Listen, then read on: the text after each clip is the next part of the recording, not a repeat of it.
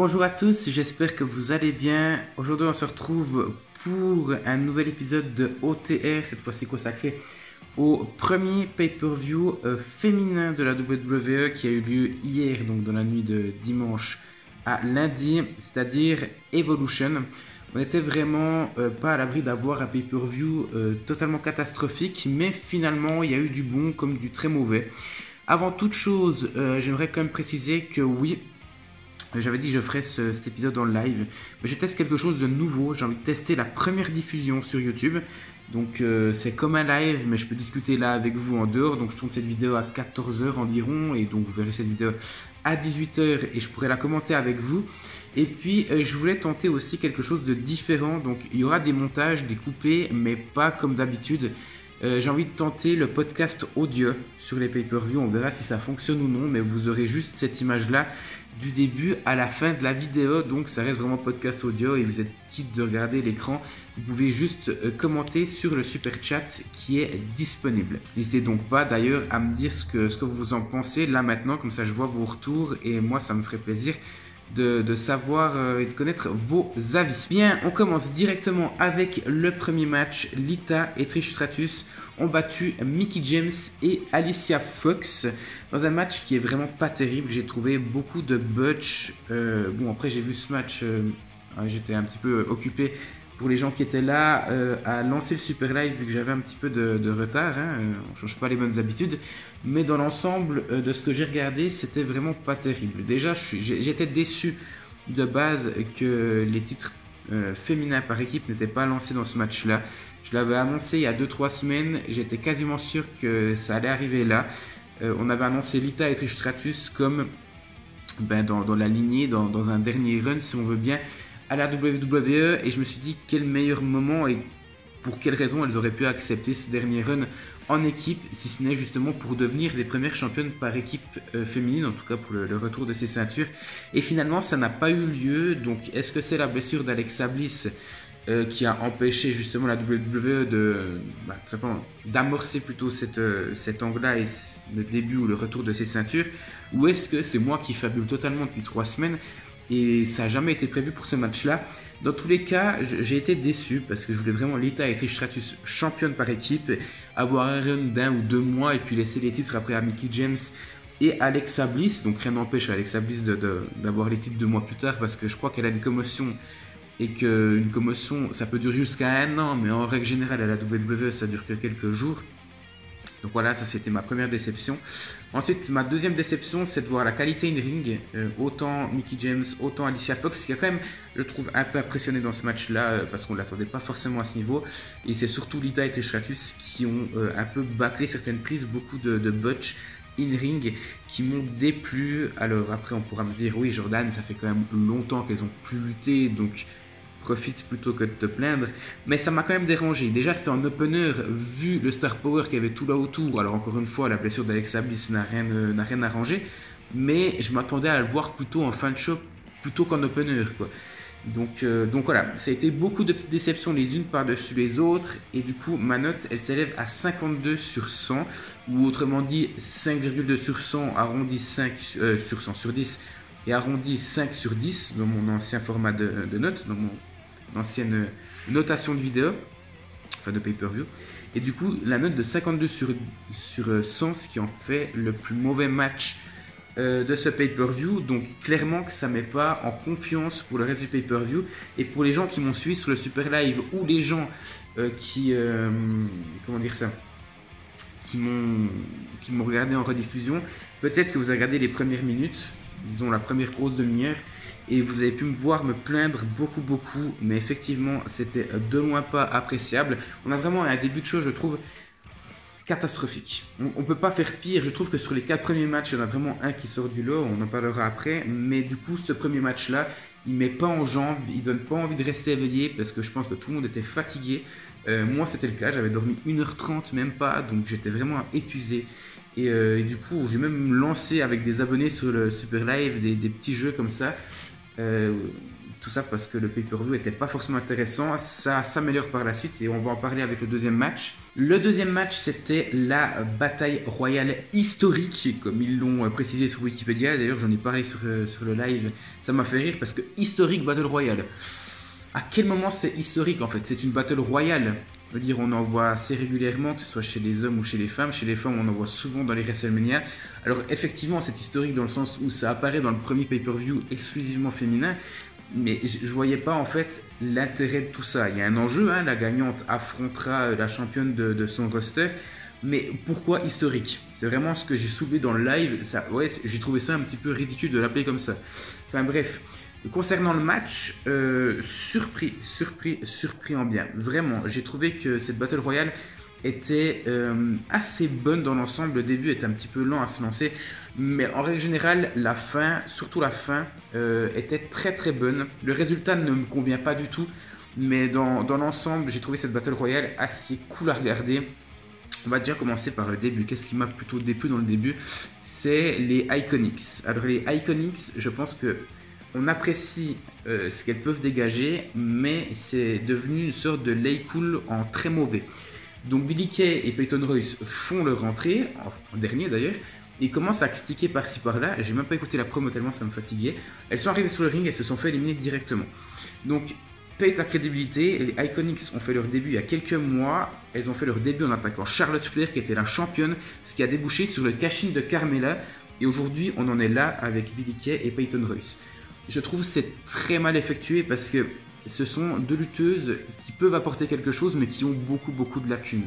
Et du coup, quand on a beaucoup de lacunes, je pense que les faire arriver en tant que dominatrices, parce qu'elles sont deux, comme à leur début, je trouve que c'était une bonne idée parce que ça permettait de cacher leurs lacunes en faisant dire au public « Ah ouais, effectivement, elles sont quand même plus efficaces à deux vu leurs lacunes. » Et là, en fait, ça a directement tout chamboulé.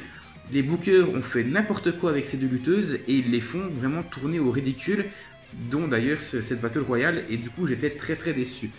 Qu'est-ce qu'il y a eu d'autre? Après la Battle Royale, elle commence lentement, si on peut dire ça comme ça. Il y a des éliminations par-ci par-là. Et voilà, ça reste assez fade, peut-être pas fade, mais peut-être, comment dire, classique. C'est très classique, jusqu'à, et j'ai été très content, l'élimination d'Asuka.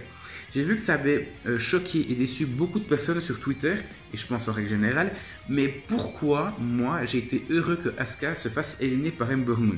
Alors premièrement, Ember Moon, c'est la première fois de toute l'histoire de la WWE qu'elle arrive à éliminer ou battre ou avoir l'ascendant physique sur Asuka. C'est déjà une très bonne chose je trouve, parce que moi j'ai toujours souvenir de leur rivalité à NXT. Et Asuka avait perdu son titre féminin de NXT sur blessure et non parce qu'elle avait perdu contre Ember Moon, et depuis là j'ai toujours été plutôt frustré. Maintenant, pourquoi est-ce que je la voyais pas gagner?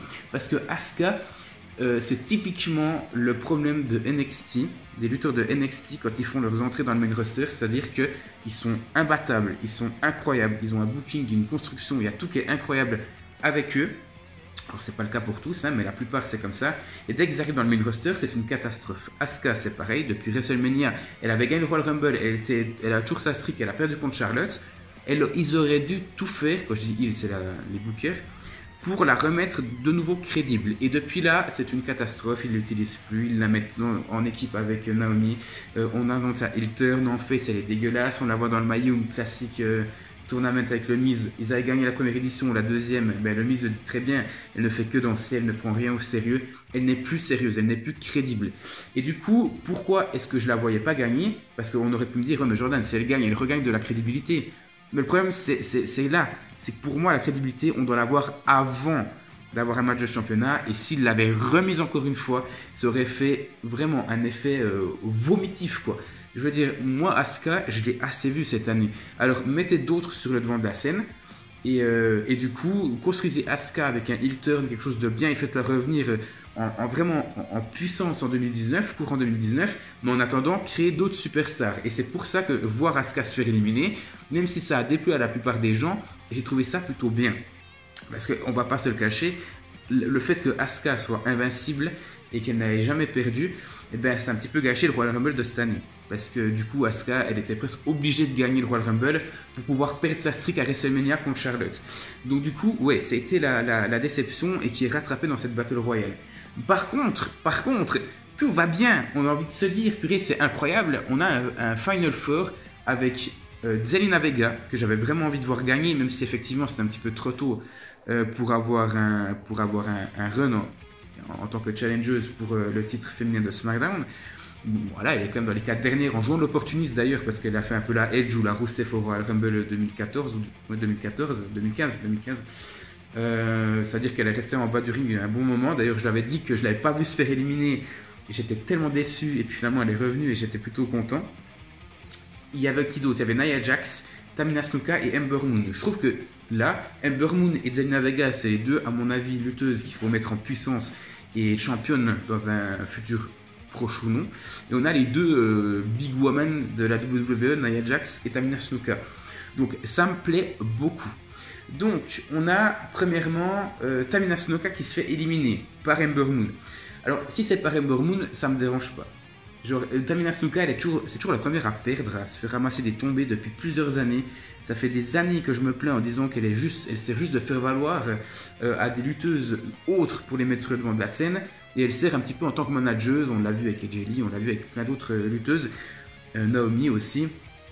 Il était avec le clan Naomi et Sasha Banks, je crois aussi. Enfin bref, tout ça pour dire que pour une fois, il l'utilise plutôt bien. Elle se fait éliminer par Ember Moon. Ça me va. C'est là pour builder Ember Moon et on s'attend à ce que Ember Moon élimine Nia Jax. Ensuite, on a Zelina Vega qui arrive, comme je l'ai dit, elle arrive en tant qu'opportuniste. On croit qu'elle élimine Nia Jax et Ember Moon qui était en train de se battre vers les cordes. Finalement, pas. Là, c'est aussi une petite déception parce que tout ça pour ça, je suis un petit peu déçu. Mais enfin, bref, tout ça pour dire qu'elle se fait éliminer par Nia Jax. Donc ça va, ça reste plus ou moins crédible. Et on a une finale Nia Jax et Ember Moon. Et là, tout le monde s'attend à ce que Ember Moon gagne.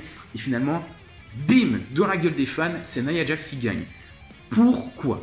On a une fin de Battle Royale qui est incroyable et on nous fait un gros coup de couteau dans le dos en faisant gagner Nia Jax. Tout ça pourquoi? Je rappelle que Nia Jax est dans le roster de Raw et qu'elle va affronter donc Ronda Rousey vu qu'elle a conservé plus tard dans la soirée. On veut nous faire un match revanche entre Jax et Rousey alors que le premier match, ça a juste servi à Bliss de cacher. Donc ouais, c'est typiquement le genre de choses que je comprends pas en fait. Je comprends pas.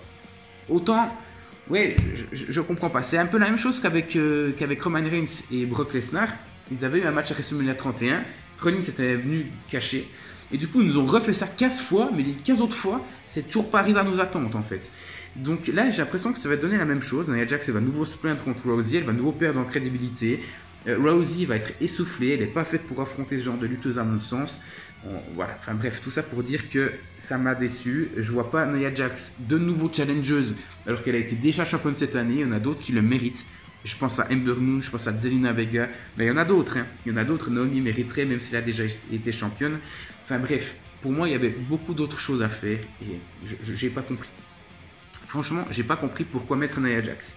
Après, bref, concernant la note, j'ai mis 66 sur 100, donc 6,6 sur 10, et si on arrondit, ça fait 6,5. Si vous voulez faire des comparaisons avec mes autres reviews, ou avec vous, parce que vous faites sur 10. Mais ouais, il y a du bon comme du mauvais dans cette Battle Royale, mais je trouve qu'elle représente très bien le déroulement de la soirée. Et donc, c'est pour ça que, pour moi, et les gens, enfin surtout pour les gens qui ont regardé mon super live en voyant les 2 premiers matchs et mes réactions, ben, vous avez pu être déçus. Parce qu'on est passé sur un SummerSlam qui était dingue, où j'ai gueulé tout le long. Un Super Showdown aussi, où j'ai bien gueulé, que ce soit en bien ou en mal, même si le live est plus disponible. Là, ben, malheureusement, il n'y aura que les gens du live qui pourront le savoir. Et là, ce Evolution, j'ai été éteint. À partir de là, ça m'a éteint. Et pourtant, on a des bonnes choses qui arrivent. Hein. Je pense au Charlotte Becky Lynch, je pense au prochain match dont je vais parler plus tard, dans quelques secondes. Mais il y a des très bonnes choses, mais ces 2 matchs m'ont éteint. Le premier de par la faiblesse et la pauvreté du catch, du in-ring. Et le deuxième de par le débouché, quoi. Le résultat du match m'a vraiment éteint. Et du coup, ben, tout le reste du live, ben, j'ai été totalement éteint et ça m'a pas plu. Et enfin, ça m'a pas plu, c'est que j'ai accordé moins d'intérêt que ce que je voulais en faire croire. Et encore une fois, avant de parler du 3e match, c'est ce que je disais, n'ayez jamais trop d'attentes pour un pay-per-view. Pourquoi? Parce que moi, j'avais beaucoup d'attentes. Je ne vais pas dire que j'en ressors déçu, mais j'en ressors mi-figue, mi-raisin, comme j'avais dit pour SummerSlam, vous voyez. Tandis que les gens, vous en particulier, parce que j'étais le seul à être hypé, hein, en tout cas des gens que je connais, bah, vous vous plaignez beaucoup de Evolution en disant que ça va être de la grosse merde, et du coup, vous vous plaignez peut-être, mais au moins vous avez été agréablement surpris. Ce qui n'a pas été mon cas, j'ai été surpris par des bonnes choses, enfin par certaines choses, et d'autres pas du tout. Donc c'est pour ça qu'il en ressort pas mal de points positifs, parce que vous n'avez pas d'attente, et moi je vais être un peu plus critique, parce que j'avais beaucoup d'attentes sur ce show. Bref, on va quand même passer du négatif au positif, parce qu'on a le troisième match, la finale du Mae Young Classic Tournament opposant Toni Storm à Io Shirai. Match fantastique.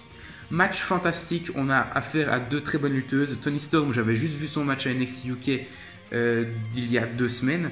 Et Io Shirai, je ne connaissais pas. Et mon Dieu, c'est ce qu'on me disait dans le live, on a certainement la meilleure lutteuse japonaise contre la meilleure lutteuse du Royaume-Uni. Et ça s'en est ressenti, malgré la courte durée du match, ça a duré à peine 10 minutes, ça m'a beaucoup déçu quand même. Au contrario de la Battle Royale qui a quand même duré plus de 16 minutes, ça c'était quand même assez incroyable. Donc ouais, ça m'a un petit peu déçu, je dois l'avouer, au niveau du temps. Mais en tout cas, au niveau du in-ring, Toni Storm contre Io Shirai, ça va être quelque chose de dingue. Si elles arrivent un jour dans le main roster, ce que je ne doute absolument pas, ça va être quelque chose d'incroyable. Parce que Toni Storm, elle a gagné, déjà, à la surprise générale, je pense. Et elle a montré, comme à son habitude, des magnifiques choses. Et surtout, moi je ne connaissais pas Io Shirai, j'avais jamais vu ses matchs, vu que j'ai pas regardé le tournoi. Et mon Dieu, quelle agressivité qu'elle donne dans chacune de ses prises, quelle puissance, quelle brutalité. Ouais, vraiment, ça a été une petite bouffée d'oxygène ce match-là. Ça m'a un petit peu remis d'aplomb, même si je n'ai pas été après non plus totalement au top tout le reste du live. Mais ça m'a remis d'aplomb, j'ai été content de voir que finalement tout n'était pas désespéré, tout n'était pas fini dans ce show-là et qu'on pouvait avoir de très bonnes choses. Et pour ce match-là, je suis vraiment très surpris en bien, malgré la courte durée, quoi. Pour moi, vous enlevez un petit peu de la Battle Royale, ou vous enlevez surtout beaucoup du main event, parce qu'il a quand même duré 15 minutes, je crois, 15 ou 16 minutes. Et vous le rajoutez dans ce match-là, et ça aurait été beaucoup plus logique à mon sens. Bon, après, on se serait de nouveau plaint que le main event et le match de Rousey durent moins de 10 minutes. Donc pour une fois, c'est vrai qu'on ne peut pas vraiment se plaindre que ça dure plus longtemps. Mais alors dans ce cas, mettez un match qui est quand même agréable à regarder, ce qui n'a pas été le cas tout le temps pour le main event. Bon, enfin bref, on revient sur ce troisième match. Je pense que personne n'a pu le détester. C'est le deuxième meilleur match de la soirée pour moi, mais franchement, c'est une petite pépite et j'ai très clairement hâte de les voir dans le main roster et dans des rivalités poussées. Vraiment, en un contre un qui n'a pas de contexte avec un tournoi. Vraiment, une rivalité Toni Storm contre quelqu'un, contre une île, ou Io Shirai contre une île, même si je crois qu'on m'a dit qu'elle était île Io Shirai. Donc voilà, j'ai vraiment hâte de les voir. Et concernant ce match-là, j'ai mis la note de 80 sur 100, donc ça correspond à un 8, un très bon 8 pour moi quand même. Parce que j'ai remarqué quand même qu'avec ce système de notes, je suis un peu plus sévère. Mais ouais, c'est un très bon 8 pour moi, un 8 mérité. Et voilà, je pense qu'on peut passer au quatrième match. Et on passe à un match exceptionnel, à un match, putain, j'ai pété les plombs.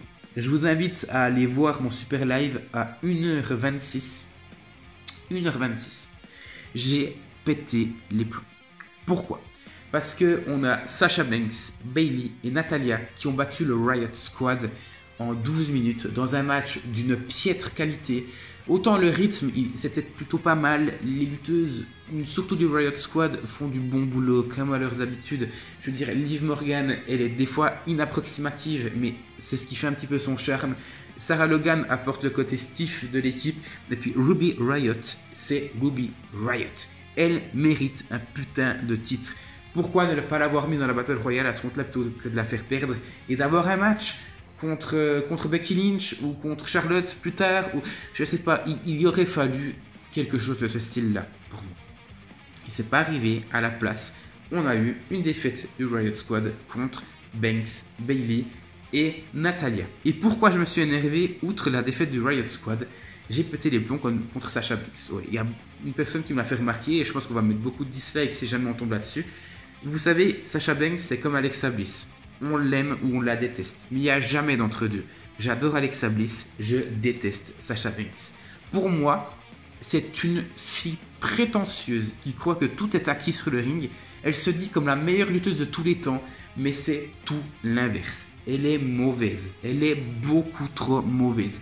elle est dangereuse sur le ring, même si effectivement je ne vais pas reparler des différentes blessures qu'elle a faites à Paige ou à d'autres, c'est des accidents, ça peut arriver et je ne la pointe pas du doigt pour ça. Mais je pense qu'après de telles expériences, il faudrait qu'elle se calme et qu'elle fasse attention à comment porter une prise. La plupart des prises basiques, Sasha Banks ne sait pas les porter. C'est incroyable. Pour moi, c'est certainement l'une des plus mauvaises lutteuses actuellement dans le main roster. On a des Peyton Royce, des Billie Kay qui sont encore plus en dessous, des Lana encore pire. Mais je pense que Sasha Banks, dans l'histoire de la WWE, c'est la championne la plus surcotée. Elle est mauvaise, je la trouve mauvaise et avec tout le respect que j'ai pour les gens qui l'apprécient, je ne comprends pas comment on peut l'aimer. Le gimmick ne va plus, en fait c'est une catastrophe. Elle est juste là pour mettre Bayley un peu plus sur le devant de la scène. Et en tout cas Bayley c'est aussi pareil pour Sasha Banks. Elle cède l'une l'autre pour arriver encore à être un petit peu moins insipide que ce qu'elles le sont en solo. Mais c'est une catastrophe pour moi encore une fois. Il fallait en sacrifier une des deux et en faire passer une heel. Bayley, c'était bien parti. Et en 4 mois, ils l'ont gâché. Bayley se met sur Sasha Banks pour la défendre. C'est une catastrophe. Je sais pas, je comprends pas d'où ils sont allés chercher un scénario pareil. Moi, ça me dépasse. Ils ont gâché Bayley pour remettre Sasha Banks, pour la rendre vivante encore. Mais pour moi, c'est plus possible. C'est plus possible. Sasha Banks, pour moi, il faut qu'elle prenne une pause, une longue pause, qu'elle devienne heel, qu'elle fasse quelque chose. Mais là, actuellement, c'est plus possible parce qu'elle ne fait plus attention. Elle est dangereuse pour elle et pour les autres. Il faut, à mon avis, qu'elle réapprenne ses bases dans le catch parce que c'est plus possible. À côté de ça, j'en ai parlé de Bayley. Pour moi, Bayley, ça pourrait être une bonne lutteuse, mais forcément, s'ils l'associent toujours à Sasha Banks, ils vont la faire stagner. Le heel turn qu'ils avaient préparé était incroyable. On avait redécouvert une Bayley qui était de nouveau vraiment bien à voir. Et puis du coup, ils l'ont de nouveau gâché. Et on a en troisième Natalya. Et Natalya, je ne sais pas ce qui se passe avec elle. J'aimerais dire que c'est son face turn qui la rend pas mauvaise, mais ouais, si, un petit peu quand même. Mais depuis, son règne n'était pas non plus excellent non plus, parce qu'en heel, on sait qu'elle est meilleure qu'en face. Mais putain, la Natalya, il y a quelques années, elle est passée où? Elle fait trop de botch aujourd'hui, elle ne sait plus lutter. Voilà, je dis ce que je pense, hein. N'hésitez pas à me le dire dans les commentaires, mais pour moi, c'est plus possible. C'est plus possible. Donc voilà, c'est pour ça que faire gagner 3 lutteuses qui sont à mon avis sur le déclin, même si effectivement Bayley, c'est plutôt Sasha Banks qui la retient dans le bas. Tout ça au désavantage de 3 lutteuses qui mériteraient beaucoup plus. On a tout, on a le in-ring, on a le charisme, il y a tout. Il y a une alchimie, il y a tout avec le Red Squad et je ne comprends pas pourquoi ils les font perdre tout le temps. Ça, moi, c'est quelque chose qui me dépasse. Et j'ai vraiment pas envie qu'ils les fassent passer par un face turn pour les mettre de nouveau sur le devant de la scène parce que franchement, ce serait gâcher quelque chose. Les 3 en heel, elles sont parfaites. Bon, d'ailleurs, j'ai pas dit la note de ce match-là. C'est pas la pire note. C'est le deuxième plus mauvais match de la soirée. J'ai mis 58 sur 100, donc ça correspond à un petit 6. Donc ça reste dans la moyenne. Pourquoi? Parce que c'est rythmé. Mais bon, après, je veux dire, c'est le Riot Squad qui permet d'avoir cette note-là encore à la surface. Parce que si c'était toujours aux dépens de Bayley, Banks et Natalya, le match se serait déjà noyé. Bref, maintenant on va parler du 5e match et donc les 3 main events, les 3 matchs qui comptaient pour les titres féminins. Et comme par hasard, on a Raw, SmackDown, NXT. Et on commence par NXT et on finit par Raw parce qu'il y a Rousey. Je comprends pas, mais c'est pas grave. C'est une question d'argent, je pense, une question de point de vue, une question de célébrité. C'est clair que Nikki Bella, qui est une star de la télé-réalité, et Rousey, qui est une star internationale, il fallait le mettre dans le main event. C'est une question de business, une question de fric aussi, je peux comprendre, même si effectivement, finir sur un match comme ça, alors qu'on a 2 très bons matchs qui arrivent en 5 et 6e position, ça me trouve un petit peu le cul. Enfin bref, le 5e match, c'est Kairi Sane qui défendait son titre NXT contre Shayna Baszler qui venait de le perdre. Et du coup, Shayna Baszler, à la surprise générale, l'a remporté et devient la seule lutteuse 2 fois championne de NXT avec l'aide de ses 2 partenaires des Four Horsewomen. D'ailleurs, je ne sais pas leur nom. Vous savez, elle formait une équipe à l'UFC avec Rousey, donc c'était les 4. Et du coup, là, elle a pu remporter avec l'aide d'une de ses 2 amies des Four Horsewomen qui était aux abords du ring pour justement regagner sa ceinture de NXT. Alors première chose, je trouve que ce match est un petit peu en demi-teinte. On a une première moitié où Baszler domine bien, je la trouve très sadique. Encore une fois, je me répète, mais pour moi Baszler doit être la Lesnar féminine, et du coup on l'a très bien vu dans cette première moitié, dans un match qui dure que 12 minutes je crois, mais on la voyait très sadique, à taper vraiment et à maltraiter la main de Kairi Sane. On la voit au bout d'un moment, elle la tord, elle retape une fois sur la main quand elle est à terre, elle la tord dans une prise de soumission. C'est ça que je veux voir avec Baszler. Je trouve qu'elle a vraiment un charisme proche de l'huître. Elle a une ring qui n'est pas forcément hyper géniale, mais je trouve qu'elle a cette présence qui n'est pas le charisme pour moi, c'est vraiment la présence de Lesnar. Elle fait peur. Elle fait peur, et c'est pour ça qu'il faut la builder comme une Lesnar féminine, et c'est pour ça que la première moitié, je l'ai beaucoup appréciée. Et ce que je n'apprécie pas avec Baszler, c'est ce qui se passe dans la deuxième moitié, c'est que il y a un changement de domination, Kairi Sane arrive un petit peu à renverser la vapeur et à porter des prises de soumission sur Baszler, mais quand Reigns ou n'importe qui ou Undertaker porte des soumissions sur Lesnar, Lesnar il tire des doigts d'honneur au gars qui fait des soumissions. Et en fait, Baszler, qu'est-ce qu'elle fait? Elle hurle. Et c'est ça qui me dérange. Quand on est autant dominatrice, à mon avis, on ne devrait pas hurler et montrer qu'on a mal. C'est pour ça que je la vois pas taper, et je la verrai jamais taper Baszler tant qu'elle est heel, et à mon avis, elle ne doit pas passer face. Et c'est pour ça que de la voir hurler, ça me dérange. Donc on a vraiment la qualité et les défauts de Baszler en un match. La première moitié, c'est ce qu'elle devrait être, et la deuxième moitié, c'est ce qu'elle ne devrait pas faire. Et à côté de ça, on a Kairi Sane qui a montré un petit peu moins, je trouve, de son talent que lors de son match contre Baszler à NXT TakeOver Brooklyn 4, où elle avait remporté son titre NXT. Mais je la trouve quand même très crédible. Je trouve que son in-ring est très bon. Son gimmick, alors là je rejoins Vice, ça va plus. Hein. Cette gimmick de pseudo-pirate avec son coffre au trésor, c'est juste plus possible. D'ailleurs, je crois qu'elle a changé son theme song. Autant avant ça avait un sens, là ça n'a plus aucun sens avec son gimmick. Donc ouais, je pense qu'il faudrait gentiment qu'elle abandonne son gimmick parce que ça la démarque, mais peut-être que ça la démarque en mal, en mauvais, plutôt qu'en bien. Enfin bref, j'ai été surpris, le match n'est pas aussi bon quand même que leur match à NXT TakeOver 4, mais ça reste un bon match et c'est pour ça que j'ai mis la note de 74 sur 100, autrement dit un 7,5 sur 10. Et on va enchaîner directement avec le meilleur match de la soirée pour moi. On a Charlotte Flair qui affrontait Becky Lynch. Donc Becky Lynch remettait son titre féminin de SmackDown en jeu dans le premier, entre guillemets, Last Women's Standing match. C'est pas le premier parce qu'il y avait déjà eu Asuka contre Nikki Cross, si je dis pas de bêtises. Et donc du coup c'est le premier dans le main roster vu que le premier s'était déroulé à NXT dans un weekly. Et ce match, c'est la bouffée d'oxygène de ce pay-per-view. Quelle claque! Quelle claque. Ce Last Women's Standing match, c'est un pic à tous les fans qui pensaient que mettre une stipulation pour les femmes, c'était une mauvaise chose. Et c'est aussi un pic pour moi, dans un certain sens, parce que j'avais beaucoup critiqué le Hell in a Cell match entre Sasha Banks et Charlotte à l'époque, le tout premier féminin, Hell in a Cell match féminin. Et du coup, j'avais dit à l'époque que, je ne sais pas si ça venait de Banks ou de Charlotte, mais le match était très mauvais. Et peut-être qu'elles n'étaient pas prêtes à avoir autant de brutalité et de violence sur un ring. Et là, du coup, c'est tout l'inverse, parce qu'il y a beaucoup d'objets et d'armes qui sont utilisés. C'est très brutal, c'est très stiff, c'est tout ce qu'on aime, et c'est fait de façon admirable. Je pourrais même pas vous dire qu'est-ce qui s'est passé en tout, quoi. Il y a eu tellement de choses.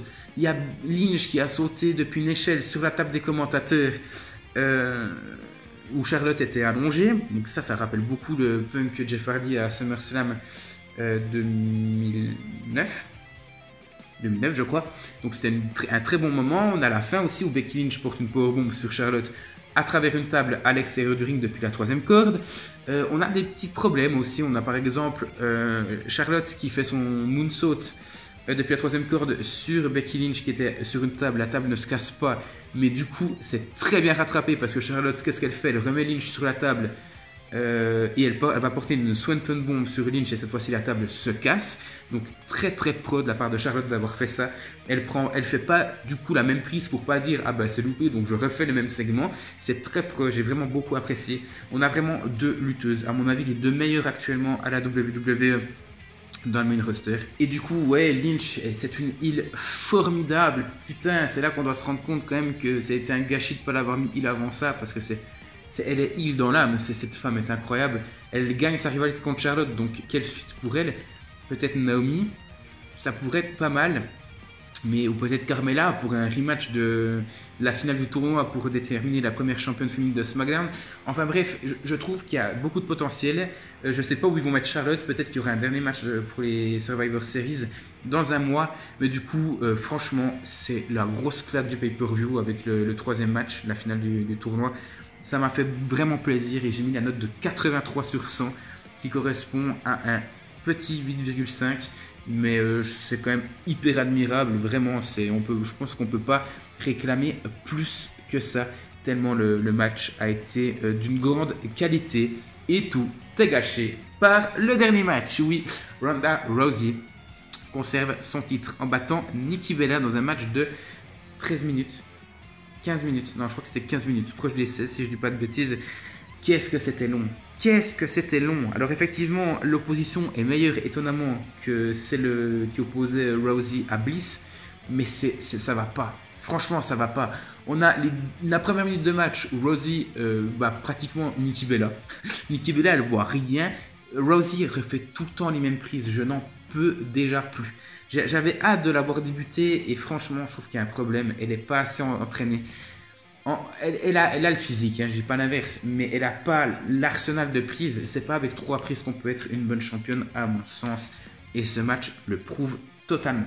Il n'y a rien qui se passe. La preuve, c'est que ce qu'il faut faire pour que le match dure, c'est. Moi, je voulais voir Rousey durer sur la longueur. Et du coup, on a eu un match de plus de 10 minutes comme je le réclamais. Enfin, c'est pas forcément que je réclamais ça, mais je me disais pour une bonne championne féminine, à moins d'être un Lesnar, il faudrait que ça dépasse les 10 minutes. Et du coup, on l'a eu, mais la seule façon qu'on n'ait pas avoir un match de 10 minutes, c'est de faire intervenir Brie Bella, qui intervient donc contre Rousey, qui la balance à 3 reprises dans le coin, en bas, contre le poteau, à l'extérieur du ring. Et tout ça, donc, pour avoir une domination de Nikki Bella pendant de nombreuses minutes. Ça n'en finit plus. Si c'était ça, la seule façon d'avoir plus de 10 minutes de match, alors il fallait s'en tenir à 3 minutes de match et ça aurait été mieux pour tout le monde. Moi, c'est ça que je comprends pas. J'ai envie de voir Rousey dominer un match dans la majorité du temps du match. Et donc pour ça, ça amène des nouvelles prises, des nouvelles initiatives de la part de Rousey. Et ça n'arrive pas. Et moi, ça commence franchement à me fatiguer. Parce que je me dis, la seule qui pourra battre Rousey, ce sera certainement Shayna Baszler.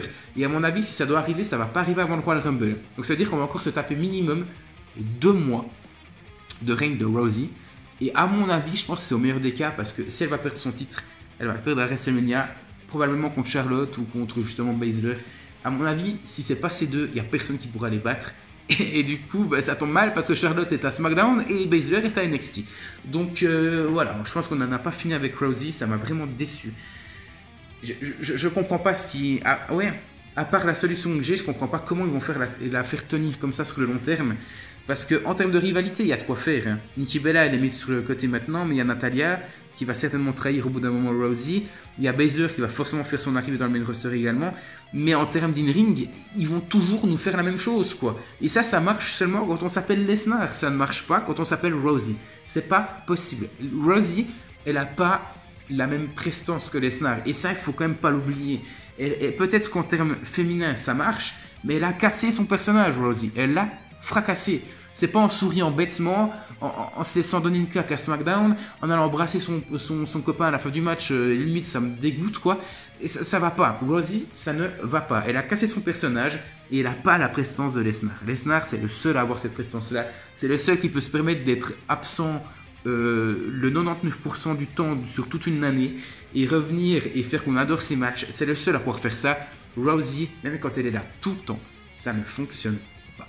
Donc, pour moi, ce qu'il faut, c'est soit lui faire découvrir ce que c'est le catch et lui donner les bases de certaines prises pour qu'elle puisse les apporter dans un match, dans un pay-per-view parce qu'il serait temps, soit vous la faites passer heel et du coup, son manque d'expérience parce que c'est normal, hein, elle est là depuis moins d'1 an, mais son manque d'expérience dans le catch et ses lacunes in-ring pourront être cachées par son statut de heel comme on a pu le faire avec tant d'autres catcheurs par le passé. Donc voilà, ça c'est vraiment mon envie par rapport à Rousey et j'espère que ça va changer très rapidement parce que moi ça me fatigue. Et concernant la note de ce match-là, j'ai mis à 64 sur 100, ce qui correspond à 6,5, c'est pas si mauvais que ça, hein.